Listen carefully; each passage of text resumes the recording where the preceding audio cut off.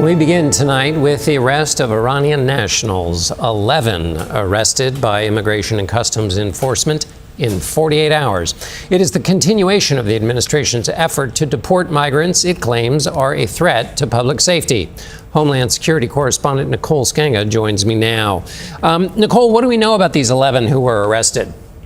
Yeah, John, among these Iranian foreign nationals, 11 men arrested in 9 cities in 8 states over, you said it, 48 hours. And the targeted operations began on Sunday.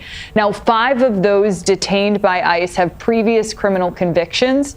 3 of these really stood out to me. ICE officials allege Ribvar Karimi is a former Iranian Army sniper. And when federal agents arrested him near Atlanta, he was carrying, get this, an Islamic Republic of Iran Army identification card.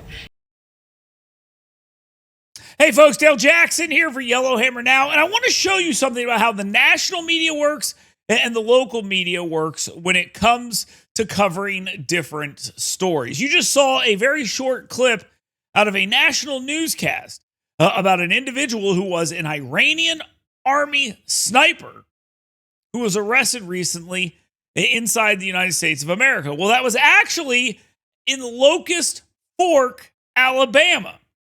Here's how the local TV station covered that story. Now, before I do this and I play this for you, I want to make something clear. Was the local TV station duped? I don't know. Did the lady lie to them when she told this story? I don't know. But what I do know is the story they told is not an accurate story.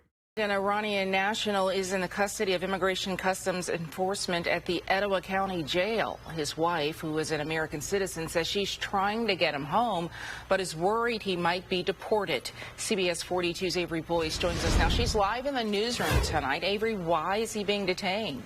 Well, Sherry, the wife told me that ICE agents said her husband was arrested because his visa status was not updated after they got married. But the wife says they were never given a deadline for when those changes needed to be filed.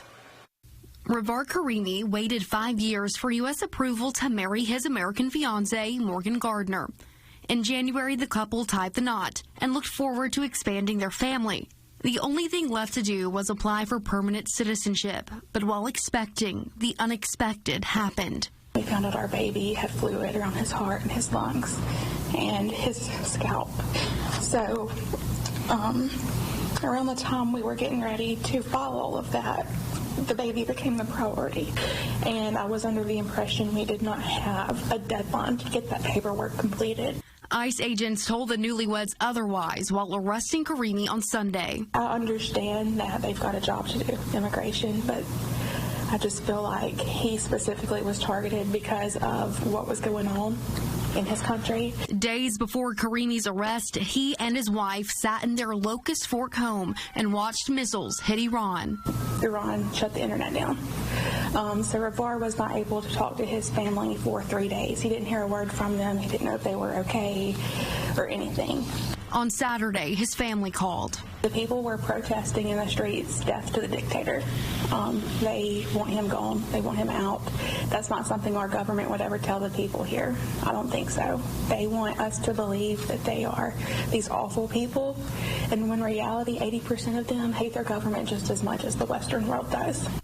Gardner is worried about what would happen to her husband if he was sent back to Iran. I have been worried sick that if he gets sent back for whatever reason, that he's going to be arrested or killed just because he's been here already. I'm scared that they're going to accuse him of being a spy or something that our government is trying to accuse him of here. I'm scared that that's going to happen to him if he's deported. So what you just saw there is one of the sad stories you always hear. They're taking this child away from their mother. Yeah, but he's also a drug dealer, and that's why they're deporting him.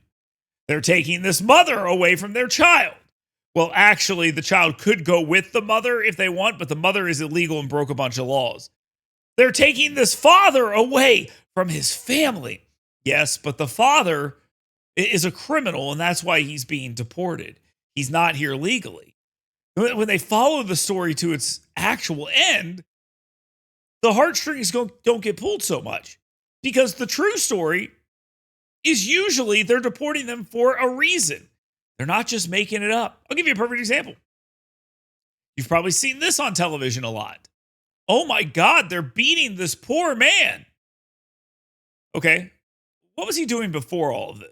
Alejandro says his father was working, as he does every Saturday, as a gardener at the IHOP. His father is a hardworking man with no criminal history and a father of 3 sons who are all U.S. Marines. I did feel betrayed because it's just like these are my people, and then my dad is also my people. The Department of Homeland Security posted this on X, saying his father, quote, assaulted federal law enforcement with a weed whacker. Assistant Secretary Tricia McLaughlin then sent us a statement responding to our request for comment, saying in part, he then fled through a busy intersection and raised the weed whacker again at the agent. The illegal alien refused to comply every step of the way, resisting commands, fighting handcuffs, and refusing to identify himself. I know they're doing what they think is right, but I just hope that they find a place in their heart for people like my dad. So as you can see, the stories are a little different than they try to sell them to you. This is just a rule of thumb that you should understand from this point out. If they're trying to sell you a sad story about immigration, they're most likely lying. If they're talking to you about a national issue and they just so happen to always come down on the liberal side, they're most likely lying. In fact, if a member of the media who pretends to be a straight news journalist is talking to you, they're probably lying.